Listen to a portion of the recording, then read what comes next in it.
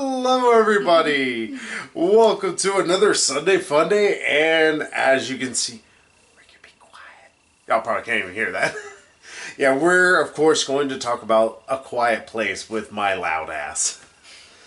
So, yeah, we were going to do a review of Blockers. Actually, that will probably be later this week. Simply because we were going to see it tonight, which is actually on Sunday. We're just tired. We've been doing a lot today, so we're like, we'll see it. A lot of running around. Yeah. Like, just get somewhere and be still. Yeah, we'll probably go see it like on Friday or something like that, and then we'll give y'all a quick review, and of course, expect a Rampage review probably on Sunday, actually. Yeah, there's some interesting developments that are coming up, and I don't know 100% something more on Wednesday, strange enough. Everything's all in the air, but the pieces shall fall into place. But while, behind the scenes stuff is happening, we're going to talk about A Quiet Place. So, as always, we're going to let the gorgeous Megan lead us off. So, what did you think of A Quiet Place? Totally unrelated to the movie. I think you're kiss-ass. I'm a kiss-ass. You're kiss-ass. You're lisping as bad as I tend to. I was in the middle of laughing. Okay. So, what did you think about The Quiet Place? It was good. I will say that, like, I was a little disappointed that the things that are hunting them, like, it's not really explained, like, where they come from. Mm-hmm. But surprisingly, it doesn't detract from the movie itself. It's still enjoyable. I mean, it's a slow burn. Yeah, this movie, the best way to describe it is it's a horror movie that its horror elements are obvious, but they don't bash you in the face with them. Yeah. So much wonderfulness, like, oh yeah, you didn't just beat me over the head with your horror elements. We're going to try not to spoil this. One, this movie's actually a breezy sit for the most part. Yeah, like an hour and a half. Yeah, it's an hour and a half long. It does have, like, I will go to the one nagging problem that we both kind of agree we had. After, like, the first, 10 minutes, which are really freaking riveting and really, put you on the edge of your seat and then punch you in the dick or in the vagina, depending on what you have, or your dick vagina if you happen to be a hermaphrodite. After that, the movie kind of goes a little slow. It's a bit of a slow burn. Yeah. But once it finally kicks into this last little bit, it's, you're just going to be on the edge of your seat the whole time, just biting your nails and just screeching. Like, I was surprised our audience wasn't screaming as much, but to be fair, the scares and the jumps, per se, in this movie are not really like jump scares like you would think. They will freak the shit out of you, though.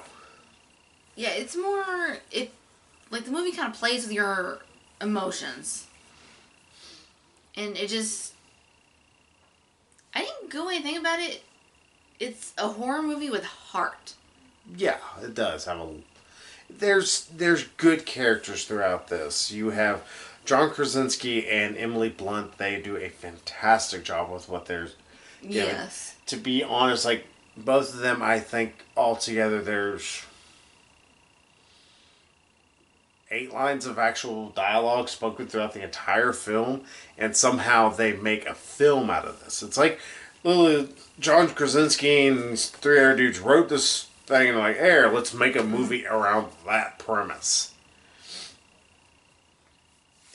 And I will let y'all know, John Krasinski actually directed this, which is, I don't know if this is his directorial debut with a movie, but it's the first horror movie I've ever seen done by him, and it's ungodly unnerving. Mm-hmm. But it's unnerving in the best ways.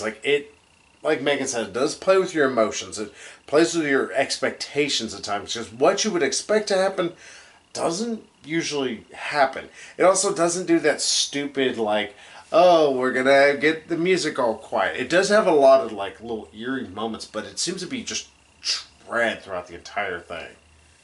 Yeah, I was saying the music for this this was like spot on. Mm-hmm. Not even an actual soundtrack, just a score. Yeah. Like there was one scene, not to get too much into it because we don't want to spoil it. Uh-huh. There's one scene like right in the middle of this chase scene, I guess we can describe it. Mm-hmm. Yeah, right in the middle of this chase scene, you know, they're getting attacked. And like it kind of switches from like this horror suspense, like, oh no, this sense of urgency kind of music to this very like slow, almost poignant moment kind of music, and somehow it just works. It kind of it sets up what happens next in the like the best way. Yeah. It works. It uses its sound very effectively. Yes. Which is a interesting thing that this movie plays around with, which is the idea of sound without there being what we traditionally think of as sound, which is cool. Like, there's a reason why I wouldn't be surprised if this actually makes a... I am terrible at predictions, especially with movies, because I thought The Accountant was fantastic. People are like, it's so dumb. It's like, how dare y'all not like a smart action movie or smart thriller? I was like, what are y'all talking about? You know, he showed it to me, and it was a good movie. Mm-hmm. Ben Affleck, I think, did a wonderful, wonderful job playing this guy with... He's autistic. I was saying with autism. I think it's autism, but it's like, no, I don't think that's it. Something more than that. It's like, no, it's autism. I don't know. But speaking about this movie in particular, I wouldn't be surprised if there's some critics that begin to try and push this for an Oscar, mostly because of how it doesn't do things like you would normally think with a horror movie. Like the horror movie in general. Yeah, in most movies, because the sound they use, it's actually to very good effect. There's very interesting things they do. Just to give away a teensy little bit, there is a character, she is deaf. Whenever it's kind of her perspective, I notice there's no sound whatsoever. There's no music, no... There's nothing. Like no wind blowing. Yeah, because you constantly hear this like wind just constantly blowing just the sound of like outside or... Yeah, you'll hear leaves rustling a little bit when they're walking. And it's like, okay, this is really, really interesting. Like I said, there's... Yeah, it's like you do... Like, it's... You know, it's like they're trying to be quiet because these creatures who depend on sound, I will just say that much. Which is kind of given away in the trailer. But. Yeah. But there still is sound. Like there's... Like they're kind of whispering to each other while they're kind of like signing. Mm-hmm. And like just general like just life around them. Like there's a river at one point and you just hear every little thing. It's kind of interesting how you hear all this little stuff.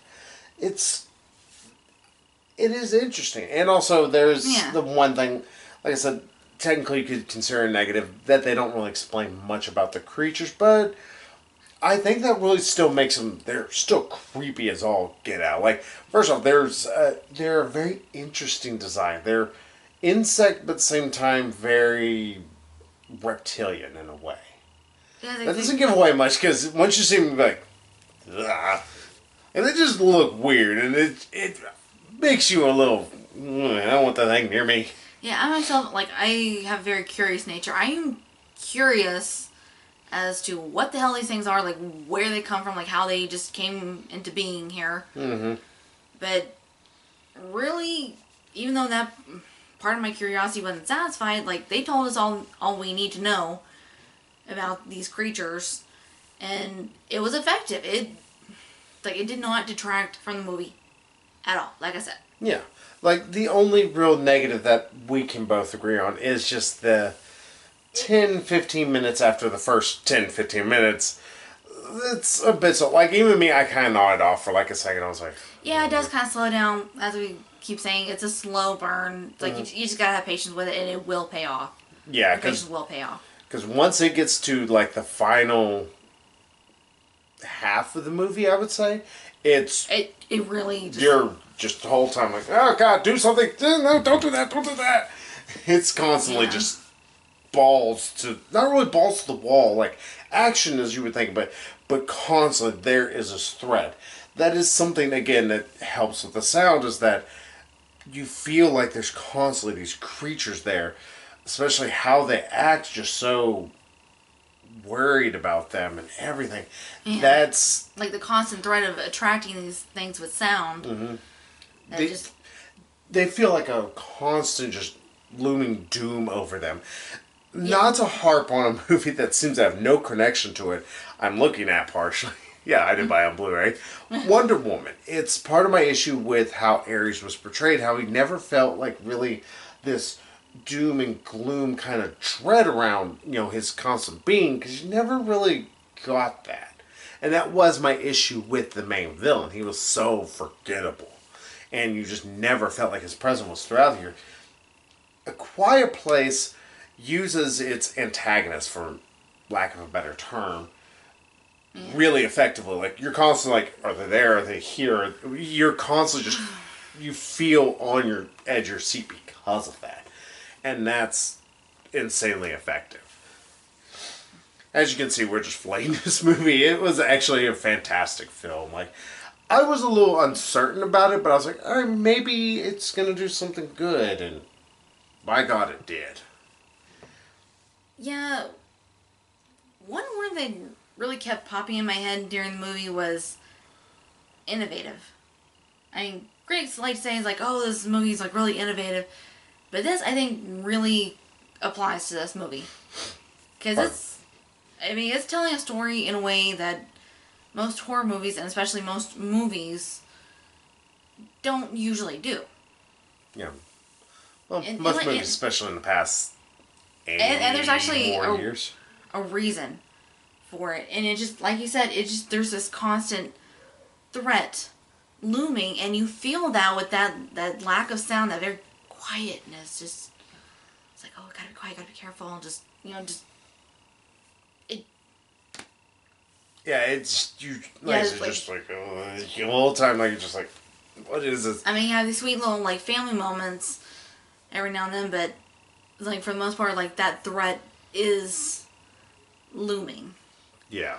And like only every now and then can they allow themselves to like actually kind of breathe and just be a family. Mm-hmm. And I'm trying to think how I was about. I had a thought in my head and just. Yeah, and again, this is a horror movie that doesn't. You care about every single one of these characters. You care about the daughter. You care about the sons. You care about the mother. You care about John Krasinski. These aren't just like bodies. Which, first off, I love that. It's like, okay, these are not just things that are going to die in this movie. These are people. This is them just trying to live a life, especially in such a terrible circumstance. Technically, this is like a horror apocalyptic thriller in a way. But it's just, we'll just say what it is. It's a great movie. Yeah. This is a fantastic movie. Go see it in theaters. It's well worth it. And before we can give a score, I'm saying see it in theaters. Yeah. The sound design in this is fantastic. In fact, I almost would want to go see this in Dolby. Just so that way we can see if there's like more different things. I really want to also hear this through like a pair of really good headphones. Just see how much stuff, like, because you can hear stuff going like from left to right. You can hear different monsters moving around, which just creeps the ever living shit out of me the whole time. Like, I'm like, ugh. Yeah, it really uses sound in general, like not just the music, but sound to great effect. Like, it actually is an effect, like, not just a sound effect, but also like, what's what I'm looking for? It's almost a character in and of itself.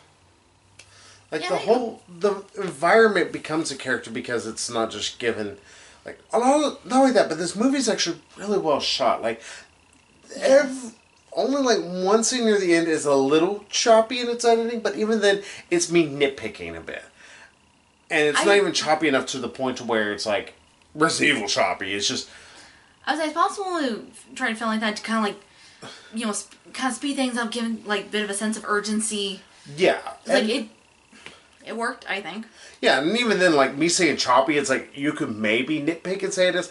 I don't think it's actually as choppy as anybody who might get really, like, critic might, this had a light bit of choppiness, 0 stars, even though I loved it.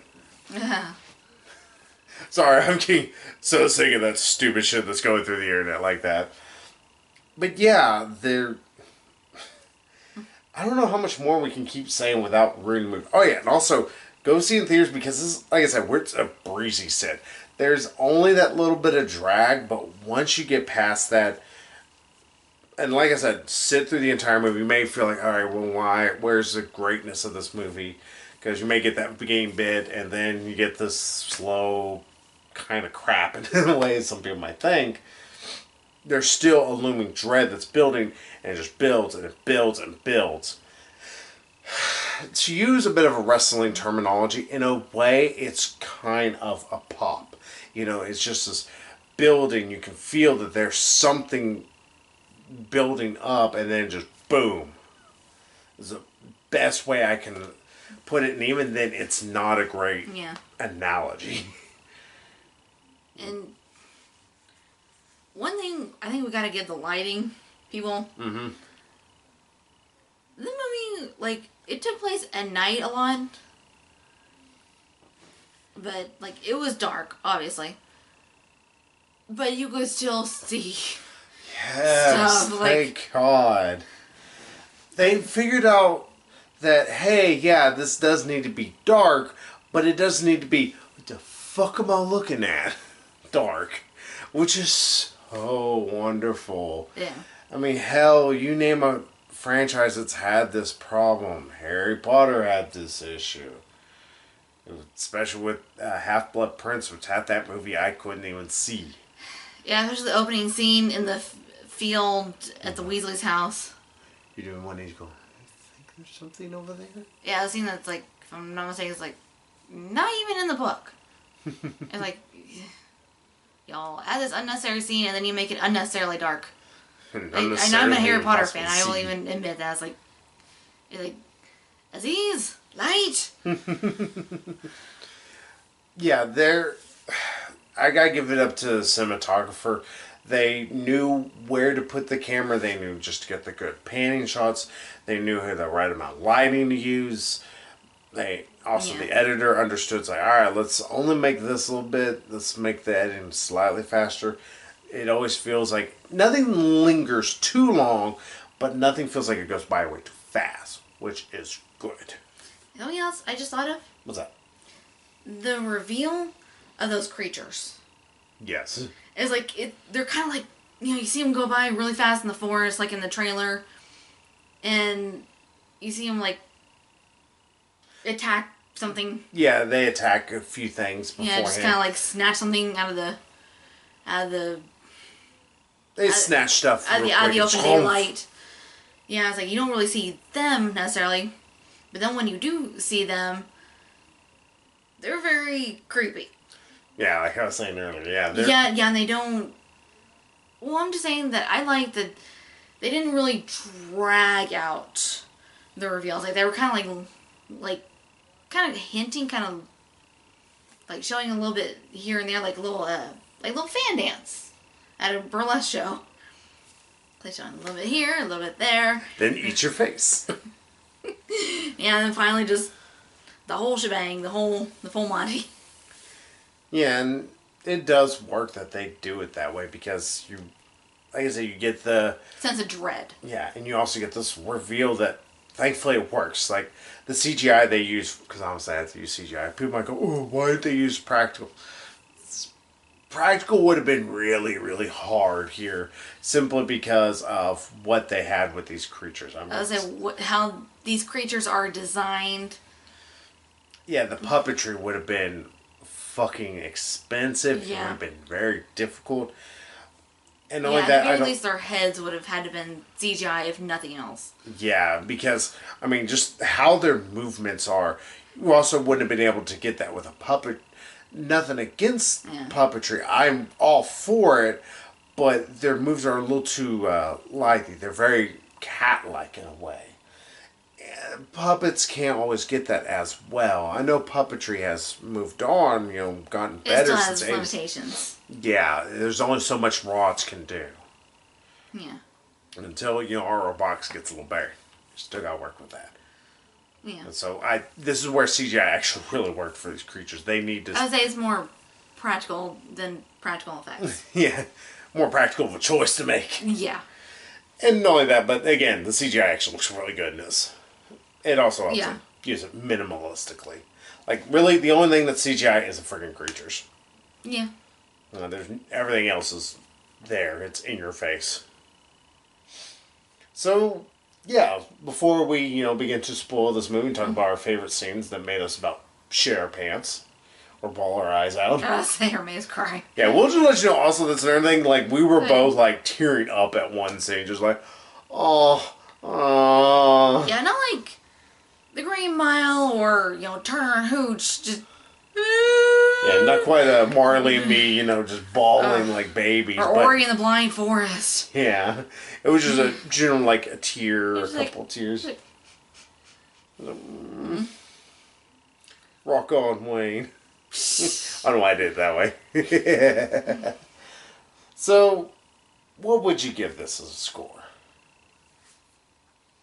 Well, by the end of the movie, I was like, I liked it, but then I was kind of like, what did I watch? I was like, I had to take some time to process it. Yeah. And now, having processed it and having, talked about it and really just, thinking about all this stuff that really came together, I don't know. I can't really find any fault with it. I gotta give it a 10. I want to give this a 10, but just that little dragon bit is the one sticking point.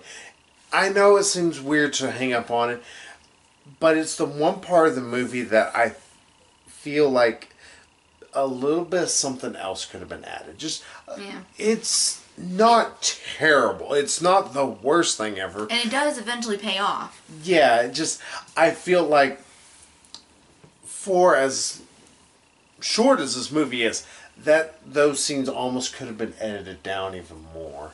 Which I get why they didn't. This movie was only an hour and a half long. Like, right at an hour and a half at that. Like, done. Fuck off, get out of the theater. Yeah, it's really just to...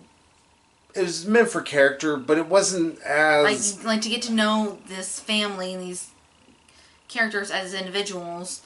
And also to kind of, build the atmosphere of that, like we said, this, the constant threat looming over them. Yeah, I know it kind of did that. Just, it almost... Like I said, it makes me sound sort of like a weird asshole, but it was almost one that's like, I just wanted to... Alright, come on. Let's pick up the pace just a little bit more. It got right to the edge of, alright, you're making me kind of lose a little interest in the movie. That was my biggest issue. Just, it kind of made me like, alright, cool, I like this, but come on, guys. Let's do a movie here. Mm-hmm.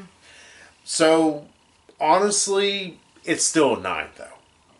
Like, if I were to do a score, really, it's like a 9.45. Like, it's a fantastic movie. I wouldn't be surprised. This is one of my favorite movies of this year. It ends up on my top 10 list. It's gonna creep the ever-living shit out of you.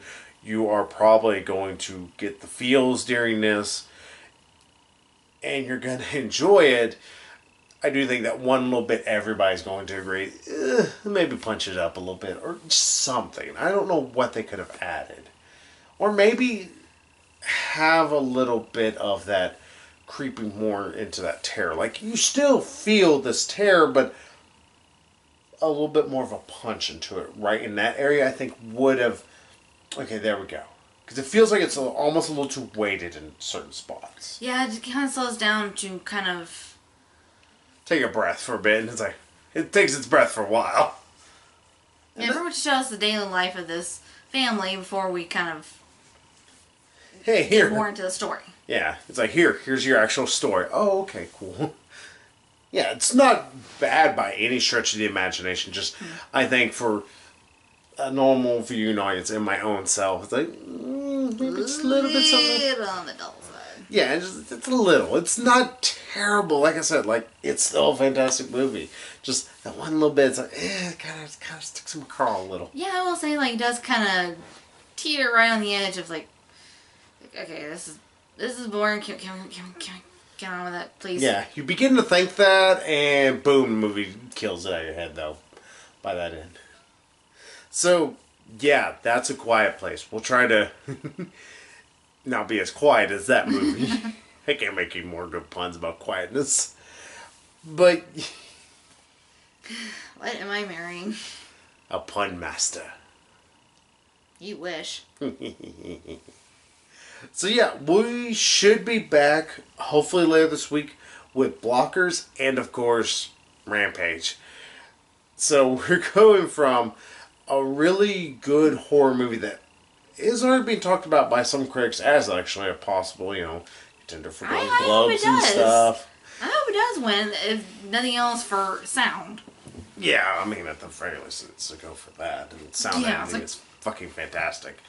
But it's funny, we're going from that to two movies that one is about... Probably both a little on the dumb side. Yeah. In their own way.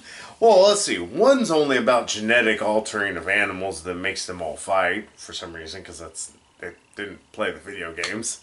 Sorry, y'all, I'm going to pick on that. It's like, of course a wolf flies. Of course a wolf can fly. It's like, yeah, it's a little on the dumb side. Seems like almost maybe a fun kind of dumb. Yeah, I think like most rock movies. Yeah, I'm just worried because there's certain things with that character that the one guy who has glasses looks like Johnny Galecki, but he's not. He's working with the Rock. Yeah, I think yeah. I think I know who you're talking about. I have a fear that he's going to be the funny comic relief. The comic relief. And he's just going to make jokes, and I'm just going to run my head through a meat grinder every time he speaks. I'm fearing that. But, hey, maybe it'll surprise me. Yeah, then you have... Blockers. Which was originally called Cock Blockers because they could get away with it, and somebody pissed and moaned about the word cock being in it. That's probably going to be stupid and gross. I think it's kind of raunchy, I mean... Mm-hmm. Well, the premise is... I was a butt chugging. That one part you see in the trailers. Mm-hmm. But I almost want to see it just so I can hear John Cena say fuck once. If John Cena says at least fuck, or says fuck at least once, I can die a happy man. Not, being married to me for the rest of your life. Oh, that would be, a wonderful bonus. Yeah, just messing with you. Hey, nice and warm. Uh-huh, I'm always warm.